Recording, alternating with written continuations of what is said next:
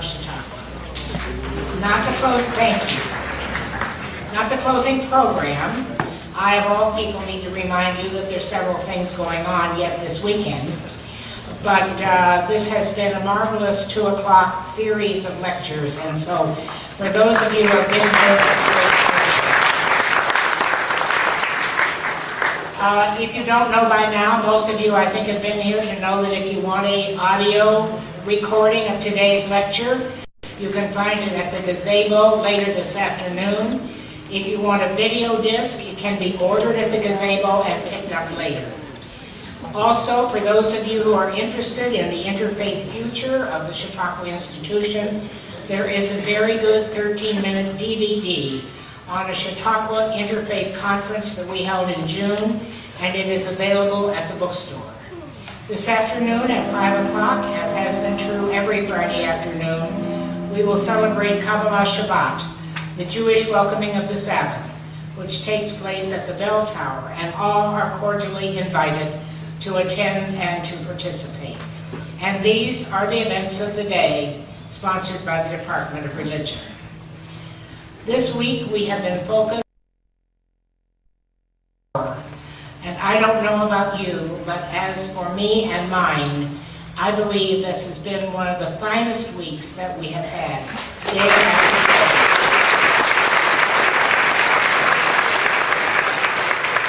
I can guarantee you that today will be no exception. Today's distinguished guest is Dr. Douglas C. Neckers, Professor Emeritus at Bowling Green State University, who will speak about the ethics of presidential decision-making. He is the founder of the Center for Photochemical Sciences at Bowling Green. He is currently the CEO of Spectre Group Limited, a photochemical sciences business located in Millbury, Ohio. The author or co-author of 10 books and over 400 scientific papers and more than 60 patents. He is a graduate of Hope College, holds a PhD in chemistry from the University of Kansas, and a postdoctoral fellowship at Harvard University. He is a native of Chautauqua County, a lifelong Chautauquan, and a member of the board of directors of the Robert H. Jackson Center in Jamestown, as well as the Henry T. King Fellow. He played a key role in creating the partnership that enables Bowling Green faculty and students to enter and conduct research on original materials in the Jackson archives at the center. His interests focus on American leadership in the global economy, with particular attention to the intersection of science and technology with governmental and presidential decision-making. And I know that we will all hear threads of this during his speech. He is a fellow in the American Association for the Advancement of Science and is listed in Who's Who in American Education, American Men in Science, and Who's Who in America. The title of his lecture is Curiosity Didn't Kill This Cat, or Why Science Must Be an American President's Imperative. Once again, and for the final time this week, we thank once again the Elizabeth Elser Doolittle Endowment Fund for adult programming for the support of this entire week's Interfaith Lecture Series. So would you extend a warm welcome to Doug Neckers.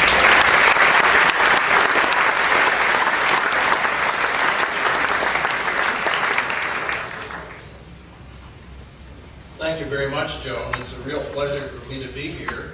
I've enjoyed very much the collaboration and hospitality of the Department of Religion, Joan Brown Campbell and Maureen Raveno for this opportunity. And if you've enjoyed these 2 weeks, 2 o'clock programs, please join me in giving Joan and Maureen a sincere round of applause.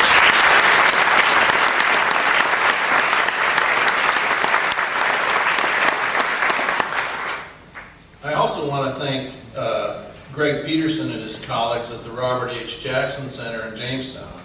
Their energies brought Sue and I, Chautauqua County natives, back home. Where's Greg? Is he around here somewhere? Anyway, thanks, Greg.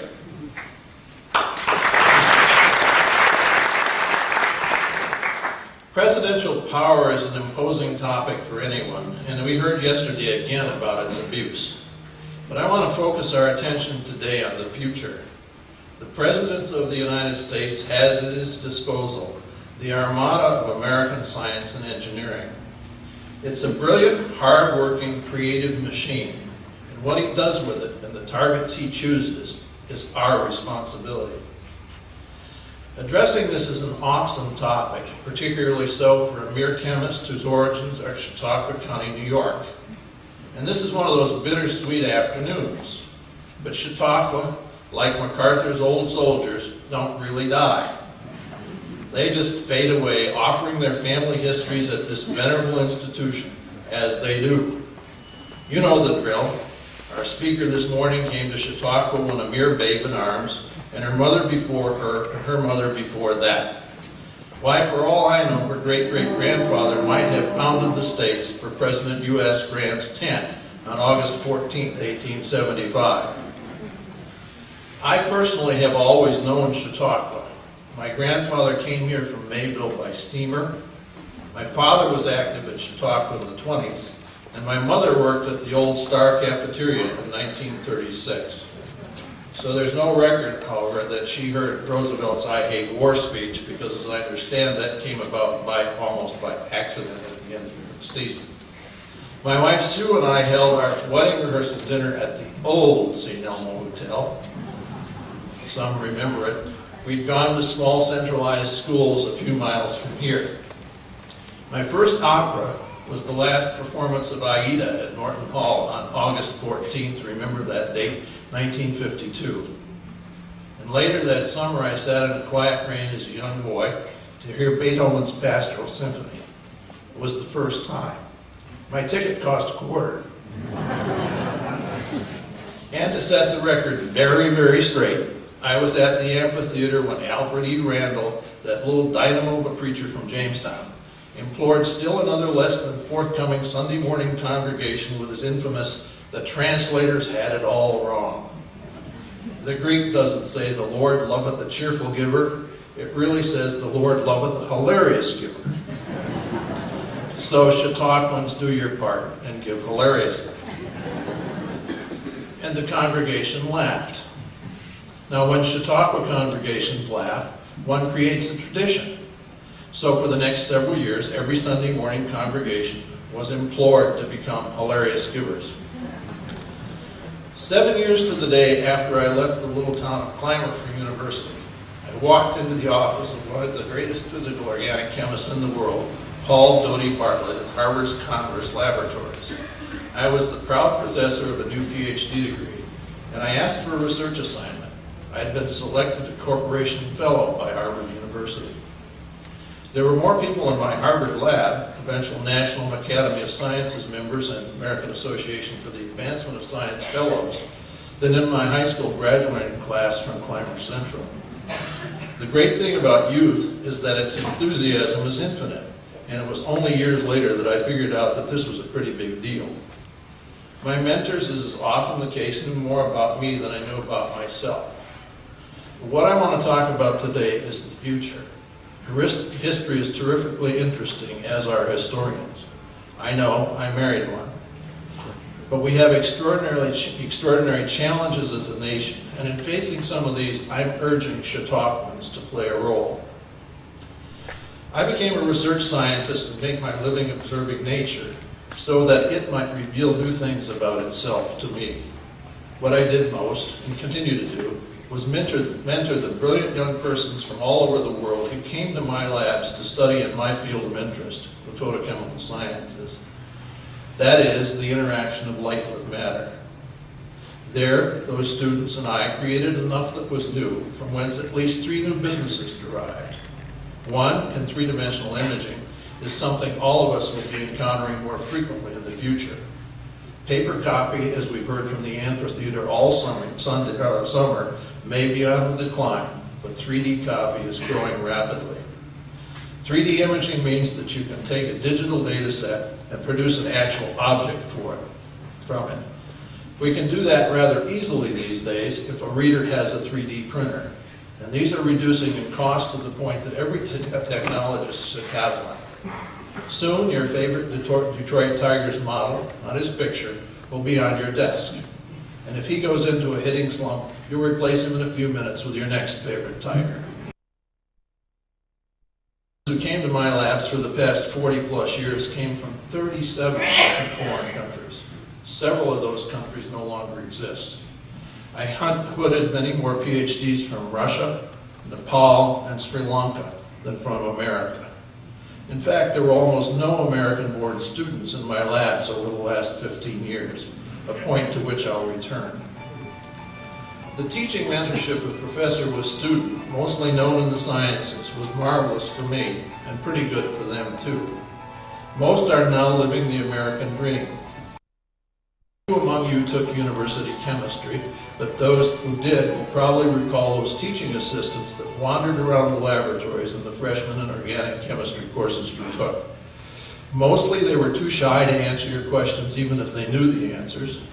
They weren't residents of your university mainly to help you learn chemistry, however, but to study in the laboratories of one or more of the professors at that university's chemistry department. At the same time you finished your undergraduate degree, they would, if they were lucky, finish and defend their PhD dissertations. In your case, hundreds or even thousands of undergraduates were conferred degrees by reading a few paragraphs of verbiage by the university president.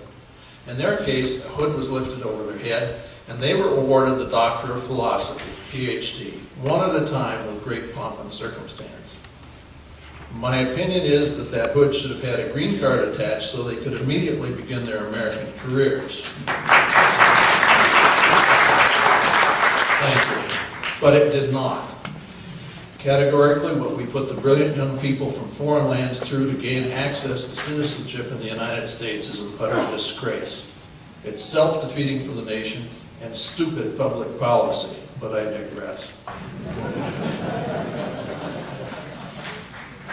The intellectual and personal relationship that one develops with students one advises was, and is for me, incredibly close. Almost no day goes by in which I do not still interact, counsel, learn from, or direct the next opportunities of these young Americans. That's what teachers do, I guess, and I was a teacher. But why does a boy from Clymer, New York become a professor of organic chemistry? I remember the first time years ago when a laboratory experiment revealed something to me that no one on earth had ever seen before. I carried out a planned experiment, and the result was not something that I expected. But for that moment, and for time afterwards, no one else in the world knew what I knew. I kept doing the experiment over and over again to make sure I was right, and that I hadn't made a mistake. And when I was, I sat down and wrote the experience in my lab book. A few months later, I published the result in the first of hundreds of independent publications that followed, but none of those had anywhere near the meaning of that first one. The feeling of finding something no one in the world knows but you made me a scientist. It wasn't the chase that mattered, it was doing the right experiment so that the chase could yield and, at that moment, unexplainable result. The research results that scientists are the rewards for curiosity, and the seeking of that reward was what kept me at it, and still does after all these years. If one carefully reads the transcripts of the trial of I.G. Farben executives at Nuremberg following World War II, Farben, for those of you that don't know, was the German cartel of 11 companies: Bayer, BASF, Hoechst, Agfa, Degussa, and 6 others. A company that, as a group, supported the felonious government of the Third Reich politically. But what one hears from the testimony of some of the scientists at Nuremberg was that same fascination with discovering the unknown that I had as a boy from Clymer in my labs later in graduate school. In the testimony of Gerhard Schrader, who was the chemist while working for Bayer at Elberfeld near Leverkusen, and discovered the first nerve gas, tabuin, and later sarin, the question was asked, why, Dr. Schrader, did you make those experiments? Because they were logical and the next things to try. It was the curiosity that any chemist feels he has to do the next experiment. Josiah Du Bois, the prosecutor representing the victors, mumbled self-righteous harsh words, but was on reading Schrader's Nuremberg testimony that I knew exactly how highly intelligent people, PhDs mostly working for Farben and others, could be trapped by an evil regime. They were apolitical, as most scientists are, but totally immersed in their science. They had no idea their inventions could be turned to evil purposes, and neither does any other scientist. And it's precisely this that makes me worry about the present time America. Scientists invent, but the citizens determine where their inventions are made. Freeman Dyson, here last week speaking about thoughts of scientific revolutions, came to the United States at least indirectly because of the Manhattan Project. No bomb, no Dyson in America. When the Manhattan Project was successful, we heard this week the military was on autopilot. It was going to use the atomic bomb. The only question that needed to be answered was where was it going to be dropped. I would submit that we need a government and leaders in our government that direct scientists to targets that make the world safer and more healthy, a better place. Pentagon operators should find other work. These are the guys who tell us, and some did from this very podium 3 weeks ago, that they study new cyber warfare weapons systems, which are, they said, pretty awesome. And they decide, or at least one guy who called himself the operator said this, which of these heinous weapons would be used to kill people. Fortunately, the chemical changes I study result in everything from environmentally friendly printing inks to three-dimensional models made from computer graphics in design labs and dentists' offices. If the New York Times were to use our photochemical inks, there'd be no more dirty black hands after reading. And I'm sure that most of you have seen or used our work, or your dentist has. When the dentist shines that blue light in your mouth to harden still another filling. If these experiences ring a bell, you're looking at one of the guys who found opportunity and influencing at least how some of them work. So why is a scientist whose work is important in dentists' offices and 3D design labs here to talk about the presidency? I have had funding from the Department of Defense, and my company has some now. But it's for the health of our soldiers and peaceful things. Besides, scientists rarely get near the Oval Office, and when they do, it's either to be asked to build bigger bombs, or to be told they shouldn't be such crybabies about the atomic weapons they've already built. American scientists rarely join the Congress, and those that have had little or no impact. Further, when the English turned their government over to the chemist Margaret Thatcher, we turned ours over to an actor, Ronald Reagan. The Iron Lady for them was Dutch for us, which probably says more about the American electorate than the presidency. Germany's Angela Merkel is a physical physicist, with at least one publication in the journals I publish in. Yet the only U.S. president to even hold a U.S. patent is the aforementioned Abraham Lincoln.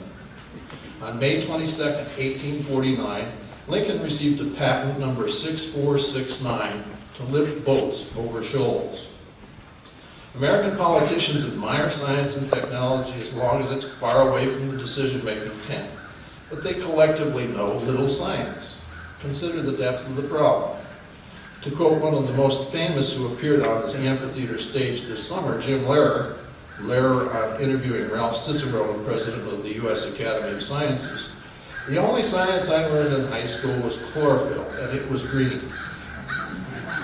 Now I say, isn't that pathetic?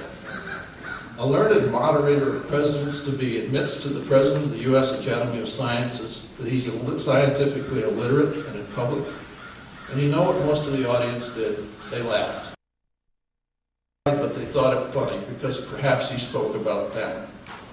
Cicerone for himself said something about the color green in return. But the politicians and the media that examine them have little knowledge or interested in the science that makes the products their commercials sell, or pays the taxes for the politicians' secretaries' salaries. Lehrer appeared more uncomfortable in the presence of a scientist than in the company of all those presidents. So where are our leaders who can address the real problems of the future going to come from? And what, if anything, have we at Chautauqua to do with this? We seem oblivious to technical things as a nation. We're really an undereducated people scientifically. A couple of weeks ago, someone even opined in the New York Times that we should stop teaching algebra in the schools because it turned off so many students. Well, art turned me off, So should we quit having kids color in coloring books because some kids don't like it? More to the point, creative people get their jollies from coloring outside the lines. Should our schools now force all creative people to color inside the box? I'll let you answer that. Citizens, let alone technical people, need algebra to live. The President of the United States is the leader of the free world, and it's leadership that's the operative word from here on. But first, let me refresh some of your memories. The interaction of chemical sciences with government has come a long way from the days in which the President of the American Chemical Society asked the President of the United States if the government needed the Society's help in finding chemists. It was 1914, to which President Wilson replied, no thanks, he checked and the Army already had a chemist.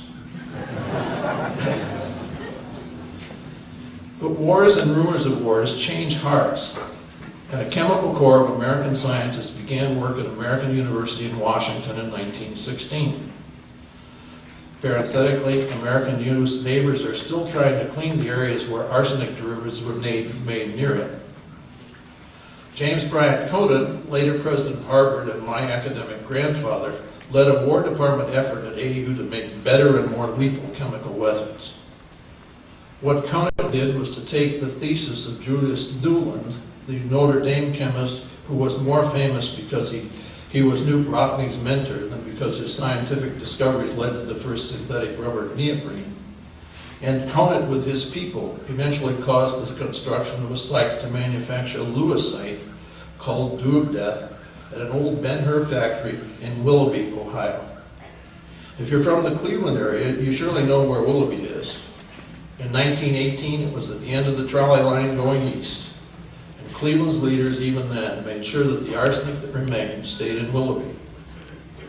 23 years later, President Roosevelt also authorized secretly the Manhattan Project, from whence came the atomic bomb, the nuclear arms race, and peripherally just last month, Higgs boson. Truman, for himself, contributed the no-brainer. We dropped the atomic bomb to save the lives of 200,000 Americans then in uniform. We talked about that earlier this week. But he also authorized the National Science Foundation, which he announced from the back of a train in Pocatello, Idaho, in May of 1950. NSF, as it's known, was a brilliant stroke, because one, it was kept non-political, and two, both the military and medical communities were kept out of it. This was not so simple, but it was an insightful bit of political maneuvering by Vannevar Bush, largely though not entirely, that saved the U.S. chemical industry and university students from the fate of the aforementioned Farben scientists. There, the leadership of the Third Reich and the Nazis used science government's interfaces to their advantage and to the world's detriments. Farben's chemists fueled the engines of the Wehrmacht and stoked the gas chambers at Auschwitz. Eisenhower, a military professional, saw science and engineering more clearly than most. He warned of a military-industrial complex. And not very well known is the fact that he shut down the manufacture of chemical weapons by our government. But not until we'd made and stored enough lethal doses of sarin, soman, and VX to kill the entire population of the world millions and millions of times over. These lethal doses remain stored in various forms in Colorado, Alabama, and Utah. With now the problem being we don't know how to get rid of them safely. As an aside, what are we going to do with all serious chemical weapons once the Assad government falls? President Kennedy said before the decade's out, from whence came NASA. President Johnson managed more guns than butter, using World War II's napalm to terrorize Vietnam peasants, and Agent Orange to defoliate the Vietnam countryside. President Nixon said, let's cure cancer, and the war on cancer began. President Carter began the nation's push to energy independence with the Solar Energy Research Institutes in Colorado. President Reagan brought us Star Wars, an ill-conceived initiative that was the brainchild. Few single individuals in human history have done as much evil as that man, but Star Wars was to protect us from our enemies who had intercontinental ballistic missiles aimed at the U.S. The idea was that a guided missile defense system would intercept the foreign critters right after they left the launch pad. Scientists said it wouldn't work, and it hasn't really, though huge amounts of money was spent, and some continues to be spent on the chase. All of these areas of American intention were originally the result of strong presidential initiatives put in their mind by advocates. And they are ongoing because once something is started by the government, it gains constituencies and never stops. The Manhattan Project lives, but thank God so does the National Science Foundation and the National Institutes of Health. Solar energy initiatives have gone through nadirs and booms. Right now it's anyone's guess what our politicians would do with them given the marvelous attention to fracking and the explosion of explorations of natural gas and other hydrocarbons right around the corners here in northwest and north central Pennsylvania. But if our country has any sense, we'll continue the alternative energy solutions research rather than less rapidly in the future. And many of those solar energy research operations are still open. There, of course, are many, many positives of all this. Without military funds, we'd have no lasers, no digital light processors, no LEDs. There'd be no internet or communication satellites. In the hands of John Van Nauman at Princeton's Institute of Advanced Studies, a team there brought us the notion of software for digital computers, from whence the digital age came. Digital light processors meant for military satellites 20 years ago kicked the film reels from projection booths in theaters and partially caused the demise, or at least contraction, of huge American companies like the currently bankrupt Kodak and the out-of-business Polaroid. After 1950, however, mostly, but not entirely due to NSF, government-supported research led the educational enterprise that was the American university to become the greatest research engine in the history of humankind. Professors competed for science and engineering funding, engaging their students, postdoctoral associates, and even an occasional undergraduate in their work. As Jackson Center and Chautauqua friend Ken Heckler wrote in a speech he gave to President Truman to read from the train in Idaho in 1950, "Out of small acorns, great oak trees can grow." Truman's advisors dreamed that a scientific establishment would be building through NSF great oak trees, in spite of some in that Congress who he called acorn thinkers in the future. And so it was that universities were transformed into research engines doing the basic work that would fuel the great economy we know. Our universities also became the magnets for the world's young intellectuals. Today, in the panoply that is American R&D, NSF isn't the biggest player. Military budgets have been much larger, and they go to colleges of engineering and the national labs. Today's universities, on their behalf, are driving scientists to start businesses and transfer their technical skills to the commercial community. Though the candidates don't seem to discuss it much, the Cold War is over, so our attention can turn away, at least at some level, from military things. University populations are changing too. There's a student divide in our major research state universities. The undergraduates are largely local and mostly American. Graduate students are mostly foreign, non-English speakers originally, and hoping desperately to gain a job in this country. Parenthetically, I graduated many more Russians, and we have graduated many more Russians from our PhD program at Bowling Green State University than we have Americans. The score the last time I checked was 65-3. Further, for the native 18-year-old, a university education advised to be so important for every American that can manage it isn't turning out to be the panacea once thought. Too many American undergraduates float in some way, hoping their life's work will drop from the sky. For some reason, many seem undirected. Not all of them, of course. So in the end, they're disappointed. According to recent stories in the New York Times, graduates from private Midwestern colleges that major in liberal arts can't get jobs. And when they graduate, they find that loans sold them by too aggressive academic loan advisors have to be repaid. Just as owning a home isn't a good idea for every American, so too it seems that getting a traditional college education is not either. So just as the military-industrial establishment can expect a major transformation in the next decade, our universities are going to have to get much leaner and more pertinent too. America needs more university graduates who can make the new products that American businesses will sell to the world. If we don't make changes collectively and soon, We're in danger of two new cultures arising in our government and technical areas in our industry. The extremely skilled foreign-born in science and engineering who find the American university as a godsend will be part of the corporate and government equation, while undergraduate American alumni, mostly without scientific training, will make up the management teams and the government bureaucracy. Superimpose September 11th on all this, and we get a glimpse of what could be in store. With the terrorist attacks of 9/11, we began to fear for fear's sake, and became, in some respects, a nation waiting for that terrorist around the corner.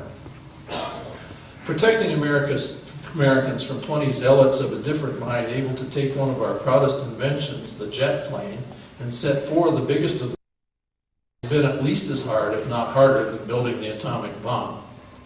Could Osama bin Laden possibly have imagined turning the U.S. into a country scared in many ways of its own shadow? But that's what he seems to have managed. I'll come back to that. Before I do, though, I'd like to take a look at what research means for the research universities that host it.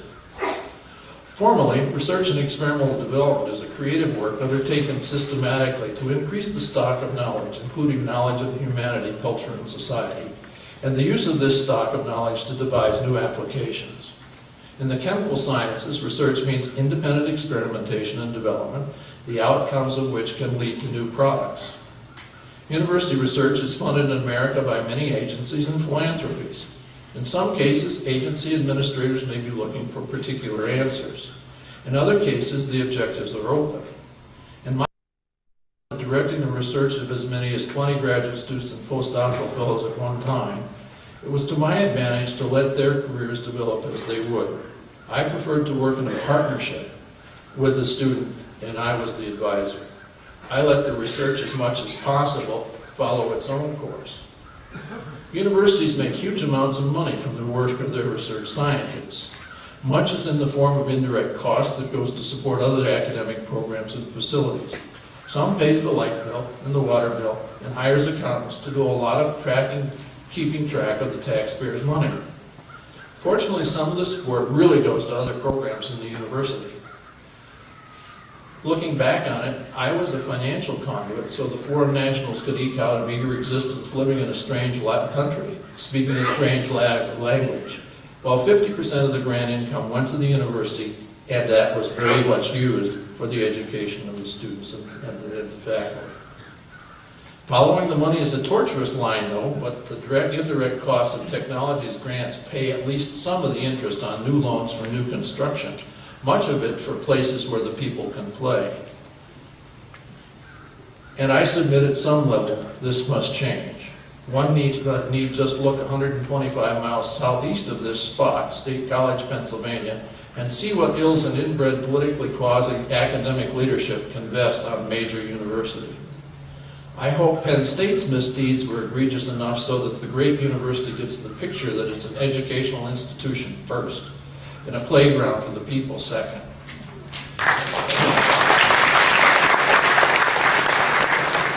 But that judgment is still out.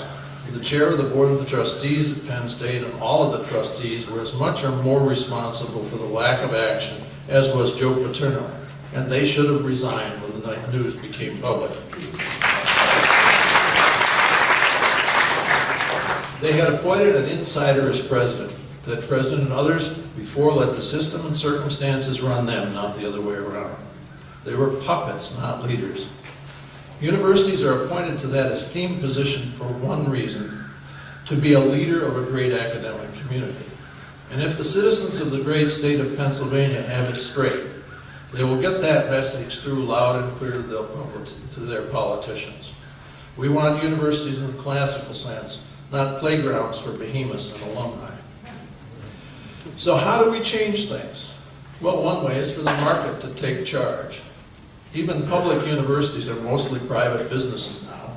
So if the citizens keep political interests away, because political interests often operate in juxtaposition to the academic rigor of the place, the fittest of the best programs will survive.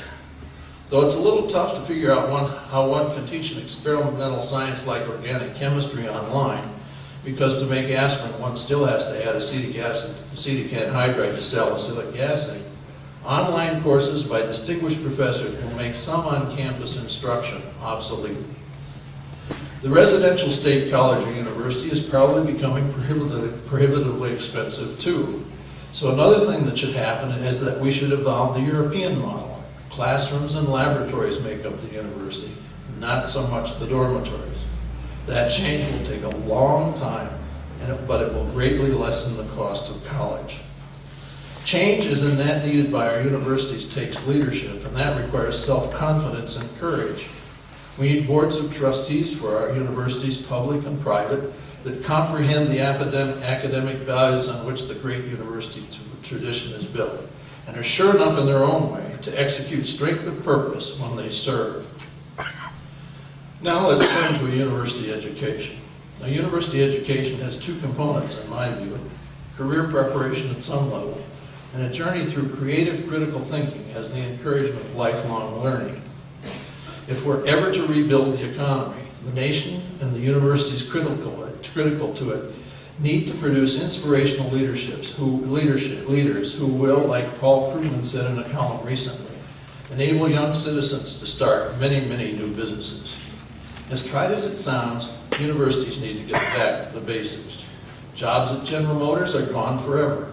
So rebuild our economy, one small step at a time. And the only way that's going to happen is if our universities produce well-prepared graduates to take the boldest steps. On a political level, the American electorate deserves and needs quality leadership at the highest levels. And this means our representatives must come first in our attention. State governing bodies have become populated by campus political sophomores, guys and gals that don't give a darn about leading the country and don't understand it because they've made a job out of running for office. Once they get elected, they satisfy narrow constituencies that send money so they can run successfully for the next re-election and get a job when their term's up. Well, this week, a very old man got out of a red Cadillac. He could barely stumble onto the sidewalk, but his license plate read NRA for USA. I thought that was pretty dumb, but then I recalled that Ohio was one of the first states to approve concealed carry legislation, as in packing guns in bars. That's legal in Ohio if you can keep your six-shooter hidden. Is it just me, or is that even dumber than NRA for USA and a red Cadillac? These directions don't come from leadership. They come from persons elected who would put forth first selfish agendas. Leaders set the tone. Their presentation of confidence in their own ideas and abilities is projected every time they face a TV camera. The question is, where does our future leadership come from? I submit this is one place where Chautauqua Institution can literally, and again, set the example. Call it the Chautauqua Academic Challenge, if you like, but I'm saying let's bring back the undergraduates. An audience filled with the mature is wonderful, but the spark of the kids needs to be here too. They used to be here, where are they now? We need an active Chautauqua Public Scholars Program, and we need to start that next summer.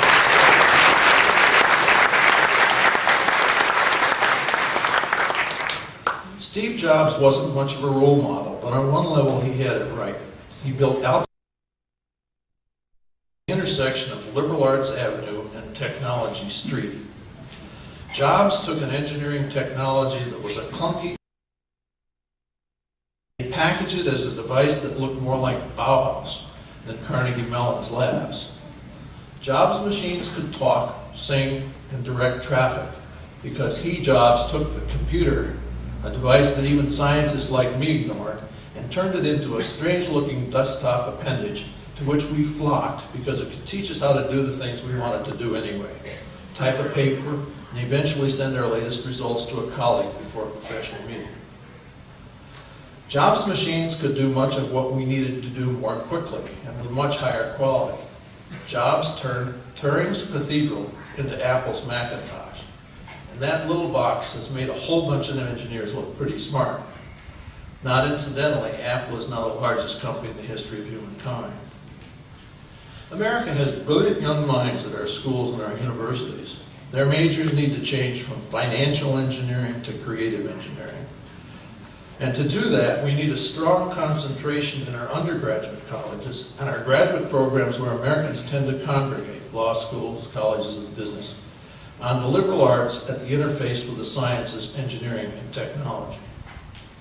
So where does the responsibility to intersect the sciences and arts and humanities lie? In fact, I would say the nation could use presidential leadership to get something started.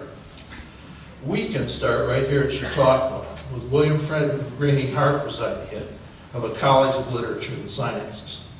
Our best undergraduates, mostly non-scientists, need to appreciate that curiosity drives discovery and to cherish the experience of finding out what no one else has known before, just like this boy from Clymer did 50 years ago. One isn't trying to convey content in these courses. One's goal must be to convey decision-making, history, and the technology-human existence interface.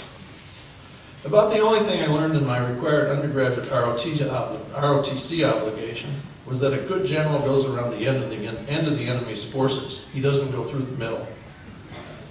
If we aren't able to prepare those who have a sense of the U.S. Constitution, and as in those who've taken a civics course in an American school to become scientists and engineers, then we must work beyond K-12 and build a consideration of the human impact of decision-making involving science and technology into our college and graduate school experiences for humanities majors, for MBAs on the make, to the graduates of law schools.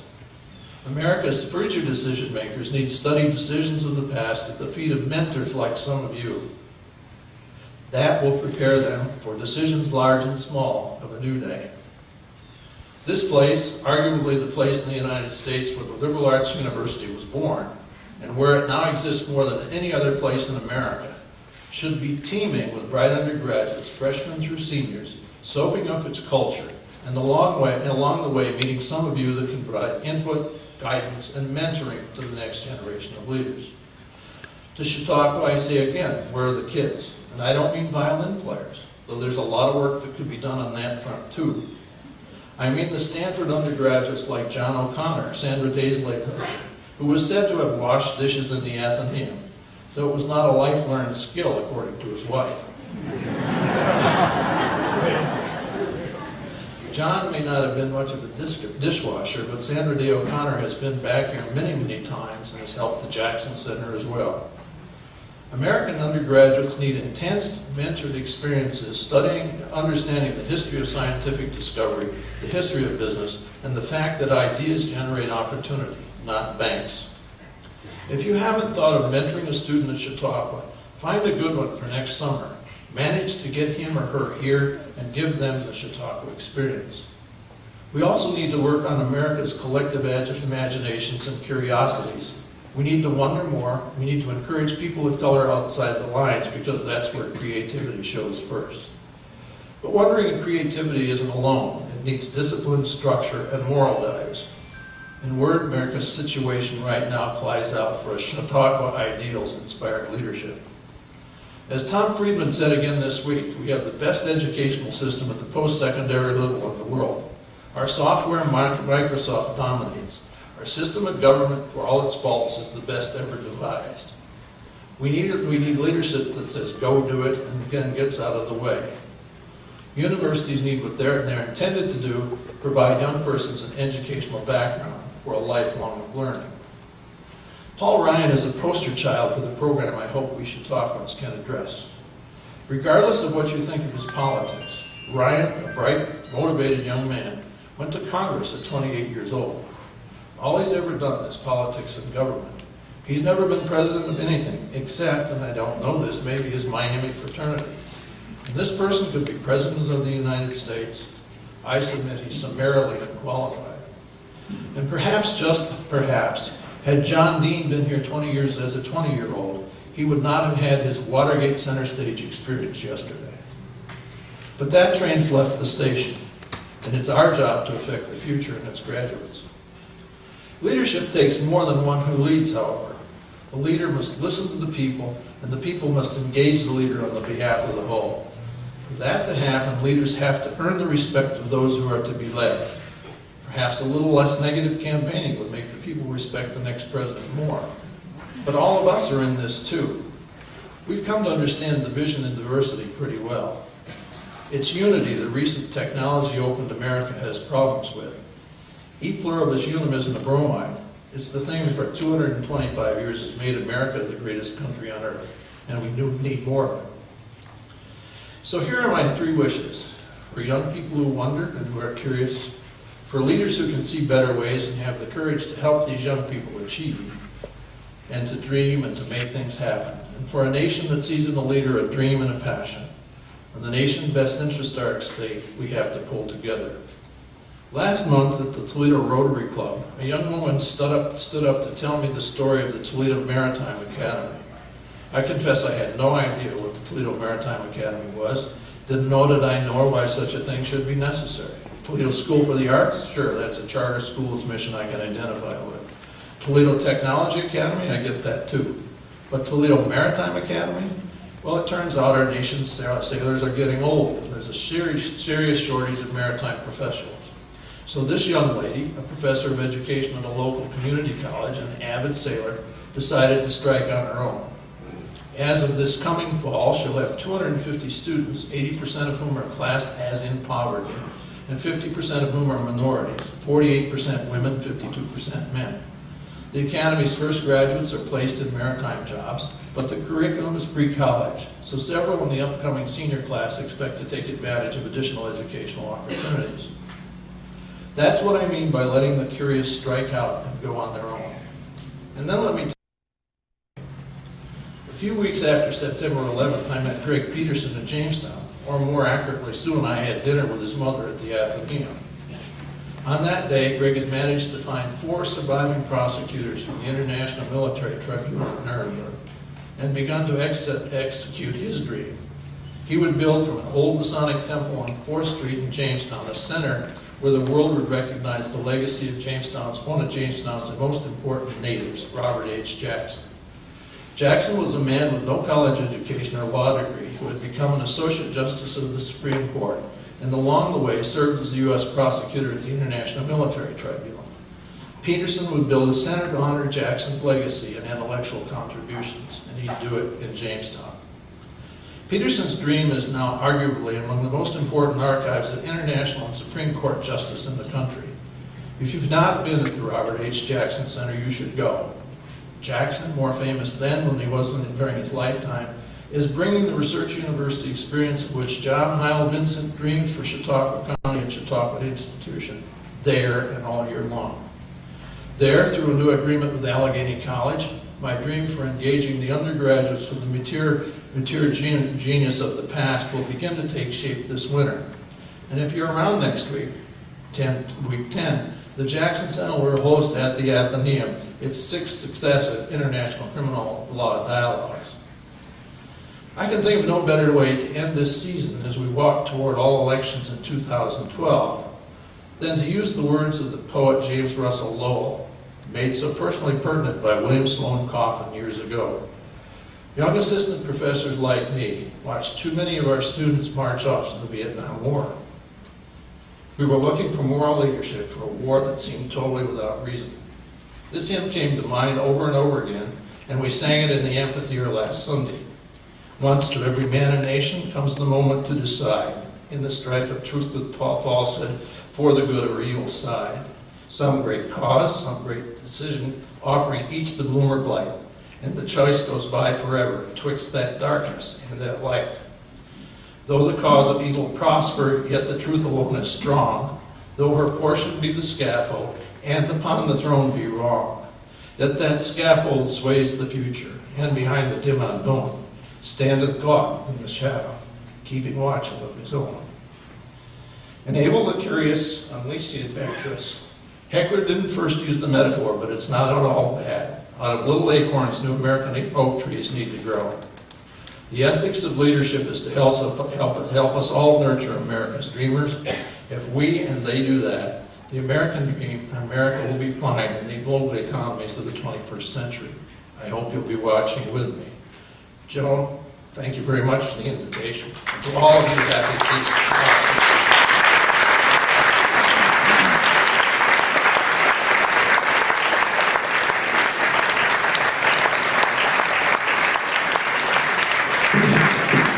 All right, we have about 15 minutes or so for questions.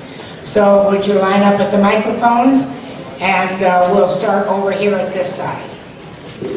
All right, Doctor, it's a delight that you highlight the extraordinary crisis, the abject failure of the United States of America's higher education system and its inability to control their cost. Can you name a single college in these United States that understands they've got to control their costs and get their tuition down? That is a terrific question. It's one that we've all considered, and I can name one, Berea College in Berea, Kentucky. I don't know Berea now, but I have great admiration for Berea. That is the most difficult experience, the most difficult situation we in the Academy face. I cut out a couple things that I might have said, but we do many things in the university that don't necessarily contribute much to the educational process of the students. But I think the business of the dormitories is probably an issue too. You've noticed in the Times the discussion about Ohio Northern University, which is a neighbor of mine, and the president was a good friend. Kids get out of the graduation and can't pay the bills. So this is absolutely something that has to change, and it will, I'm sure, because the market's going to make it change. Yes, thank you. Up until last summer, my son worked for the Federation of American Scientists, a lobbying organization in D.C. that was started by the scientists of the Manhattan Project to promote the use of technology and science for the betterment of mankind. He left because he said he saw the light at the end of the tunnel coming for funding for that organization. And I'm wondering if you feel organizations like that are viable. Should we be supporting them? Is that the wrong way to go about it? That's a difficult question to answer, but the bottom line is that, as I see it, and I'm just a mere chemist, from one position. What's happening in America is that all sorts of good causes are becoming too expensive because the economy has changed in the United States, mainly due to the crisis that was talked about by Gretchen Morgenson here a few weeks ago. But parts of those kinds of activities are extremely important for the lobbying efforts that they make, and let's hope they find funding in the future. Yes, I was a high school teacher taught social studies for 35 years, and I was a strong lay admirer of science. And I'm just curious, what I've seen is, I'm thinking about Chautauqua in particular, that how to get the younger people involved. That was the same question that my wife and I were talking about. Looking at technology, what has been the physiological effect on the brains of young people being raised with it and their ability to focus? I'm a mere chemist. But I want to speak to Chautauquans because I think this is really important. You all know kids, you all know people in college. Get them here. Have them be partners with you in some way, and let them enjoy what we've enjoyed this week and all season. What wonderful things to have as a liberal arts kind of introduction as Chautauqua Institution and its programs from whatever it is in June to whatever it is in August every summer. And besides, you got recreation and you got the symphony and every other thing at night. What could be better? Be like dying and going to heaven if you were a kid. One of the most distressing things I learned in the past week was that Congressman Todd Akin was a member of the House Science and Technology Committee. And I wondered if you could comment, is he the exception rather than the rule, or what is the nature of leadership of our science committees in Congress? Well, that's a really good question. You heard my comment about scientists having basically no impact when they're elected to the House of Representatives. I don't think there are any scientists in the Senate now, but the bottom line is the election process, mainly through term limits, has been turned over to kids, and I don't mean that in a positive sense. And we're seeing it with Todd Akin when he starts to put his ideas out in public. They get crucified. Well, where has he been all these years? You know, and I don't know what else to say. And how do they get on these committees? Well, the House works as the House works. I can't help it, but I agree with it. I believe that those who bravely founded this country never envisioned it being run by career politicians. I believe that they thought that they would be farmers and businessmen that would legislate, go home, come back, legislate, go back and run their businesses. You mentioned about Paul Ryan at 28 being elected to whatever position it was. House, yeah. Thank you. I would have to guess that he was never president of a company. Presidency of our country on the 20th, he took the office on the 3rd of May in that same year. He addressed the National Academy of Sciences at its annual meeting and proposed that 3% of the gross domestic product of the United States should be committed to scientific research and development. I wonder if you could comment about that. Well, to me, that's wonderful if it were to happen. I don't know what the percentage is now. But to me, the real problem is not so much the money. We got money. The problem is people. What we don't have is a motivation. So why? And I don't know what the answer is. But Ellis is a member of the National Academy of Sciences, by the way. I first came to Chautauqua in 1963, and at that time, it was full of students. I think the Syracuse summer school was here.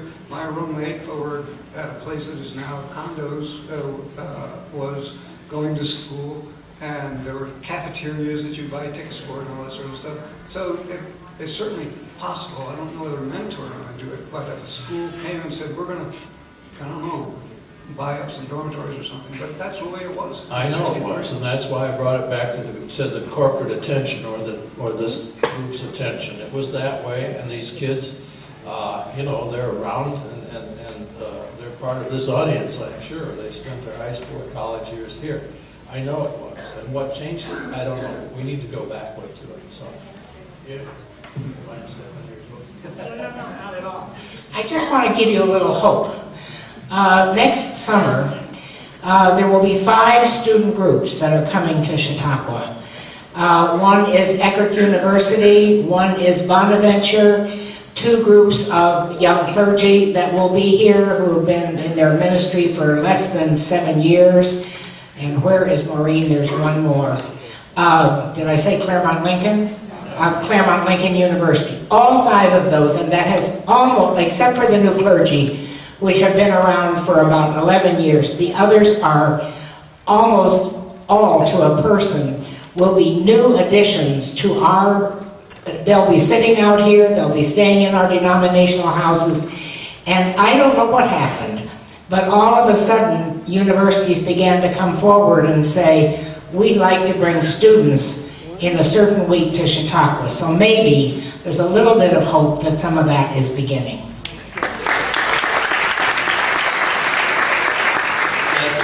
Segue for my friends from the University of Buffalo. I see 6 or 7 of them and 2 professors here. Stand up and take a bow.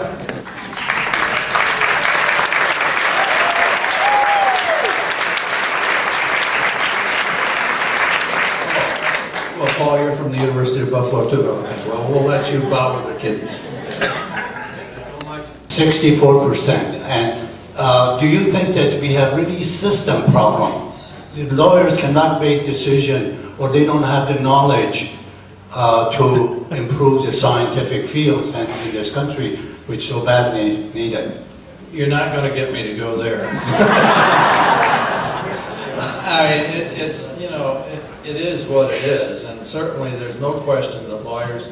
I mean, we had John Barrett said, or maybe it was Pam Carlin who said, nobody on the current Supreme Court has been elected to any office. I can't remember if it was you, John? Pam.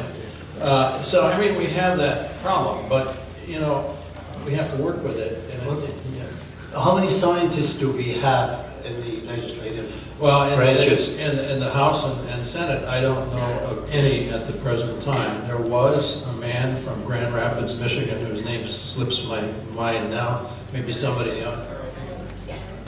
Vern Elzinga. Is it Elzinga? Ehlers, Vern Ehlers. I hope his son isn't here, or hope he isn't here. I'm sorry? Rush Holt from New Jersey. All right, Rush Holt from New Jersey. So I'm wrong. There are two of them. How many? 435? Anyway, question. Since this week's about the presidents, can you comment on how you think that two candidates stand on higher education? No. I don't dare. I have a wonderful record. With the exception of Lyndon Johnson, I've never voted for a president that won. And I feel great comfort in that. Because you remember what happened when Johnson became president. Vietnam geared up and students were drafted, and it was not a very comfortable time on university campuses. So I tried hard to vote for the loser. I worked it. Yeah, I'm interested in hearing your comments about censorship of particularly climate scientists by the government. Well, I can tell you a little story there, and that is that my wife and I and a number of us sing in an almost professional Anglican choir, and we were at the University of East Anglia. You know, when you go with musicians, they go very cheap. And so we were at the University of East Anglia, and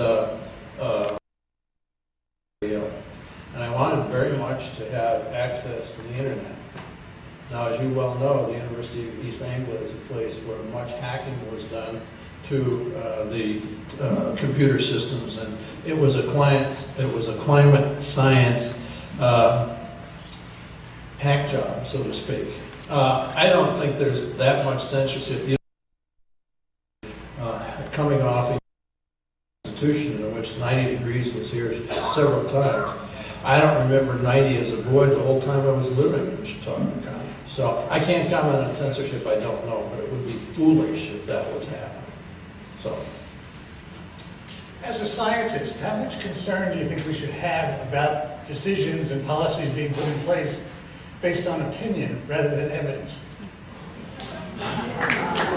Well, you know, as a scientist, I would say if you don't have the results, I mean, something occurred to me this morning as I was driving over here, and that is that it will.